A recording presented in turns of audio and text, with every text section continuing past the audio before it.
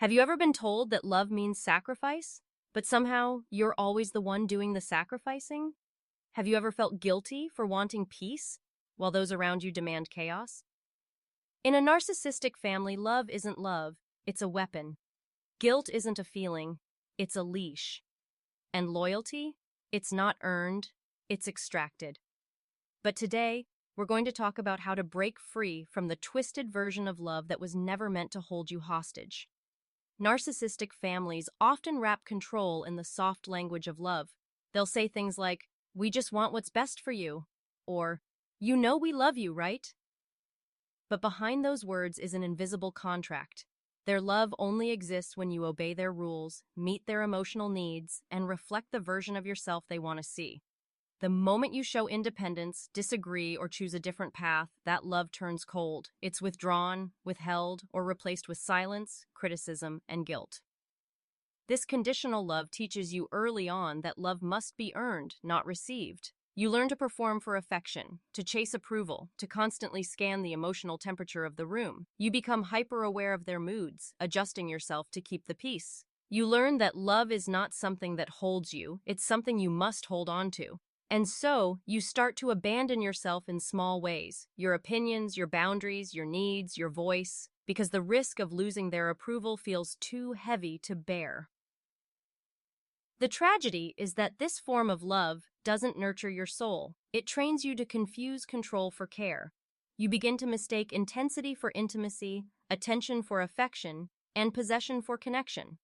You may even carry this pattern into adulthood, seeking partners, friends, or workplaces that mirror the same dynamics. You end up trying to earn love all over again, believe you have to be good enough to deserve it. But the truth is, real love doesn't demand that you shrink.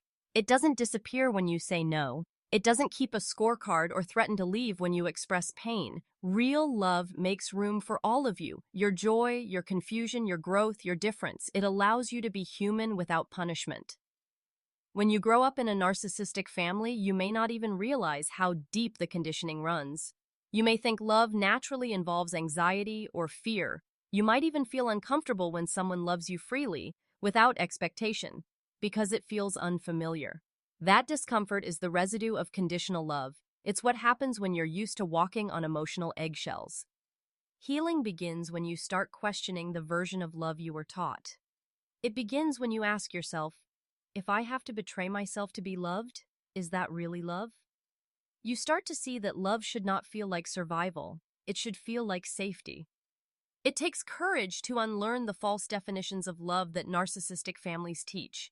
It takes even more courage to begin offering yourself the unconditional acceptance you never received. But the moment you do, you break the cycle. You stop chasing affection that hurts and start choosing love that heals. You learn that love isn't meant to cage you. It's meant to free you. And from that moment on, you begin to redefine love on your own terms, honest, mutual, and safe. Guilt is one of the most powerful and silent weapons in a narcissistic family. It doesn't come at you with shouting or threats. It seeps into your spirit through subtle messages, tone, and manipulation. You are taught early on that your feelings and needs are a burden, that expressing them somehow causes harm. The phrase, "After all I've done for you," becomes a recurring melody in your mind. You begin to believe that you owe them your time, your loyalty, your emotional energy because they sacrificed for you. But in reality, what they call sacrifice often comes with a price tag attached, your freedom. In these families, guilt is how they keep you emotionally tethered. Every time you think about setting a boundary, guilt whispers, "You're being selfish." When you want to say no, guilt tells you, "They'll be hurt if you don't help." Even your happiness can feel wrong, like you're betraying them by moving forward or healing. And because you've been trained to equate love with obligation, you keep giving, overextending, and silencing yourself to maintain harmony that never truly exists. The cruel part about guilt is that it convinces you the problem is you. You start believing you are ungrateful, unkind, or heartless for wanting peace. You begin to apologize for things that are not your fault. Your independence, your choices, your need for space. And every apology pulls you back into the same emotional trap. That's exactly how narcissistic families maintain control. They don't have to enforce their rules anymore because guilt does it for them. Breaking free from that cycle doesn't mean becoming cold or indifferent. It means reclaiming your right to exist without apology. It means recognizing that love doesn't require you to abandon yourself. Healthy love doesn't manipulate you into guilt. It invites understanding. It respects your boundaries and honors your choices, even when they differ. When you start to see guilt for what it is, a tool of control, not a moral compass, you begin to dismantle its power. You start to ask new questions. Is this guilt coming from my truth or from their expectations? That awareness is the first act of emotional freedom. You realize that you can care deeply for others without surrendering your own well-being.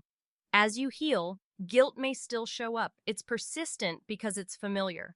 But each time you choose self-respect over people-pleasing, its voice weakens. You begin to feel lighter, more grounded, and more aligned with your truth. And the love that once felt heavy with obligation transforms into something real, something mutual and free. You were never meant to carry the weight of someone else's emotions. You were never meant to trade your peace for their comfort. Guilt may have been your prison, but awareness is your key. The moment you stop mistaking guilt for goodness, you step into a kind of love that doesn't cost your soul, one built not on fear or duty, but on truth and freedom. In a narcissistic family, loyalty is not something that grows naturally. It's something that's demanded. It's not built through trust, mutual respect, or love. It's extracted through fear, guilt, and obligation. You are taught from an early age that questioning the family is betrayal, that speaking the truth is disloyal, and that setting boundaries means you've turned your back on them. The message is clear. Your worth lies in how well you protect the family image, how willing you are to stay silent, and how completely you conform to their version of reality. This distorted idea of loyalty makes you carry a weight that isn't yours. You become the peacekeeper, the fixer, the one who swallows discomfort for the sake of keeping the family together. You learn to hide your pain to avoid being accused of being dramatic. You learn to stay quiet when something feels wrong because being honest could mean rejection or punishment. Loyalty becomes less about love and more about survival. In a healthy family, loyalty is mutual. It's built on safety, honesty, and care. But in a narcissistic one, loyalty is a one-way street. They expect you to defend them, protect their reputation, and keep their secrets, no matter how much it costs you emotionally. And when you start to grow, to speak, to heal, they'll call it betrayal. They'll say you've changed, that you're selfish, ungrateful, or disrespectful. But what they really mean is that you're no longer controllable. The tragedy is that this kind of loyalty feels noble. You tell yourself, they're my family. I can't just walk away. You confuse endurance with love and suffering with devotion. But true loyalty should never require you to betray yourself. It should never demand your silence in the face of harm. Staying loyal to someone who continually disrespects you doesn't make you strong. It keeps you wounded. As you begin to heal, and you start to see that loyalty without respect is not loyalty, it's bondage. Real loyalty is earned through integrity and kindness, not fear. It's reciprocal, not demanded. And the moment you realize that, something inside you begins to shift. You stop mistaking self-abandonment for love. You start to understand that you can love people and still refuse to be mistreated by them. Letting go of false loyalty can feel like betrayal at first. It might even break your heart because the child in you was taught that leaving equals disloyalty. But healing means redefining what loyalty truly means. It means choosing truth over appearance, peace over chaos, and self-respect over fear. The most loyal thing you can do is to stand by your truth. Loyalty to yourself is not selfish, it's sacred. Because when you honor your own boundaries, when you protect your own peace, you are no longer participating in the cycle of dysfunction. You are breaking it. And in doing so, you create a new kind of loyalty. One that is rooted in honesty, balance, and love that finally feels real. In a narcissistic family, the moment you begin to set boundaries, you are instantly seen as the problem. You're told that you're being disrespectful, selfish, or cold. You're accused of not caring enough, of forgetting everything the family has done for you. That's because to them, boundaries represent rebellion. They challenge the system that keeps the narcissist in control. But boundaries are not betrayal. They are the language of self-respect. They are the quiet, powerful way of saying, I matter too. When you grow up around narcissistic dynamics, you're conditioned to believe that love means endless giving. You're taught that your comfort doesn't matter if someone else is unhappy, that peace can only exist if you keep others pleased. Over time, this conditioning turns you into someone who feels guilty for saying no, even when saying yes hurts. You begin to feel responsible for everyone's emotions, and the thought of disappointing anyone fills you with dread. You learn to stay silent instead of speaking truth, to endure rather than assert, because the cost of being seen as ungrateful feels too high. But setting a boundary isn't rejection, it's protection. It's not about pushing people away, it's about drawing a line where respect begins. Boundaries are not punishments, they are instructions for how others can treat you. And yet, when you start enforcing them, people who benefited from your lack of boundaries will resist. They'll accuse you of changing, of being unkind, of breaking the family apart. They'll twist your truth to protect their comfort. But this resistance isn't proof that you're wrong, it's proof that your boundaries are working. At first, it can feel unbearable. The guilt will rise, the self-doubt will whisper. You may even question your right to say no, that's how deep the conditioning runs. But with every small act of self-respect, something powerful begins to shift. You start to realize that protecting your peace doesn't make you cruel, it makes you conscious. You start to understand that empathy without boundaries isn't compassion, it's self-erasure. There's a quiet liberation that comes when you realize you no longer have to explain or justify your limits. You don't need permission to rest, to heal, or to step away from chaos. Healthy people will respect your boundaries. Those who don't were never interested in your well-being. They were only interested in your compliance. As you continue to grow, your boundaries will evolve. They'll stop being walls built from fear and start becoming bridges built from clarity. They'll allow love to flow in ways that feel mutual, balanced, and safe, because real connection can only exist when both people have space to breathe. So no, boundaries are not betrayal. Betrayal is asking someone to abandon themselves in the name of love. Setting boundaries is how you finally stop betraying yourself. It's how you begin to teach others that your heart deserves the same respect, care, and safety that you've always given away so freely. It's not rejection, it's revolution. Breaking the cycle of narcissistic family patterns is one of the most courageous things a person can do. It requires you to question everything you were taught about love, loyalty, and worthiness. It means standing up to the voices that shaped your identity, not always through words, but through the silent expectations that told you who you were allowed to be. It's not a loud act of defiance, it's a quiet revolution that begins in the heart. Healing from such conditioning isn't about blaming or hating your family, it's about reclaiming your right to live without fear, guilt, or manipulation.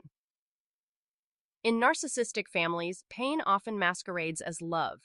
You're taught that suffering proves devotion, that silence equals respect, and that endurance is the same as strength.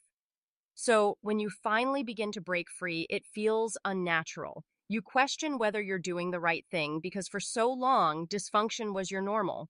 You were rewarded for compliance and punished for authenticity. You learned to survive by disappearing into roles: caretaker, peacekeeper, overachiever, or the one who never complains. Breaking the cycle begins the moment you decide to stop performing those roles. It begins when you say, I don't have to earn love anymore. At first, this realization feels both liberating and terrifying. You may face backlash, silence, or guilt trips. The family system will resist change because your growth threatens the illusion of control. But your awakening is not rebellion, it's truth finally surfacing. Healing means allowing yourself to see the manipulation clearly, not to hold anger forever, but to understand what really happened. It's about accepting that what you went through wasn't love, it was control disguised as care. That realization can shatter you before it sets you free. Yet every time you speak the truth, every time you say no to the old dynamics, and you reclaim another piece of yourself. Courage in this context doesn't always look heroic. Sometimes it's just sitting with the discomfort of guilt and not giving in. Sometimes it's walking away from a conversation that drains you. Sometimes it's choosing to rest instead of rescuing someone who refuses to take responsibility for their actions. These moments may feel small, but they are the foundations of a new life, one built on emotional honesty and peace. Over time, you begin to notice something profound. You stop craving approval. The guilt loses its grip. You start to feel safer in your own body, more confident in your choices, and more connected to your truth. You realize that your voice has power, that your boundaries are sacred, and that love without freedom isn't love at all. Breaking the cycle isn't about changing your family, it's about changing your response to their dysfunction. It's about choosing clarity over confusion, peace over performance, and authenticity over approval. It's choosing to live differently so that the pain you endured doesn't pass through you to another generation. Healing is how the legacy ends and how your real life finally begins.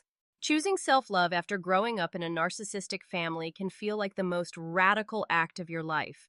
For years, you were taught that love meant giving everything away, your time, your peace, your identity, just to keep others comfortable. You learned to measure your worth by how useful you were to someone else, by how well you met their needs, and by how little space you took up. In that environment, loving yourself was never encouraged. It was seen as selfish, even shameful. So when you begin to turn that love inward, it feels unnatural at first, like breaking an unspoken family rule. In narcissistic systems, the family dynamic depends on one thing: control. The narcissist must stay at the center, and everyone else orbits around their emotions. Your role becomes to soothe, to please, to protect, to adapt. You learn to read moods like weather patterns, to predict anger before it arrives, and when you do everything right, you might receive moments of warmth that feel like love, but only briefly. You start to chase those moments, believing that if you just try harder, you'll finally be seen. But the truth is, you were never meant to earn love. You were meant to be loved just for existing. Self-love is how you begin to rewrite that truth. It's the process of turning inward and offering yourself the care, validation, and safety that no one else ever consistently gave you. It's looking in the mirror and saying, I deserve peace even if others don't understand it. But it's not easy. The moment you start prioritizing your needs, the guilt returns. You hear the echoes of their voices. You've changed. You think you're better than us. You only care about yourself. Those words are meant to pull you back into your old role, but this time you recognize them for what they are: fear. Fear that you're growing beyond their control. Self-love is not arrogance, it's balance. It's remembering that your needs matter just as much as anyone else's. It's giving yourself permission to rest without guilt, to dream without shame, to speak without trembling. It's learning that taking care of yourself is not taking away from others. In fact, it's the only way to have genuine love to give. When you stop abandoning yourself to make others happy, you start showing up in the world more whole, more grounded, more real. The journey towards self-love often begins quietly, with small acts of kindness toward yourself. Maybe it's choosing not to answer a toxic call. Maybe it's forgiving yourself for the years you spent trying to please everyone. Maybe it's looking at your reflection and seeing strength where you once saw brokenness. Every time you choose yourself, you're teaching your heart a new truth: that love doesn't have to hurt. In the end, self-love is not just healing, it's freedom. It's the moment you stop living to be chosen and start choosing yourself. It's the day you realize you are no longer seeking love outside of you because you've already found it within. And that love, the one you give yourself, is the kind that never leaves, never withholds, and never demands you to be anything other than who you truly are.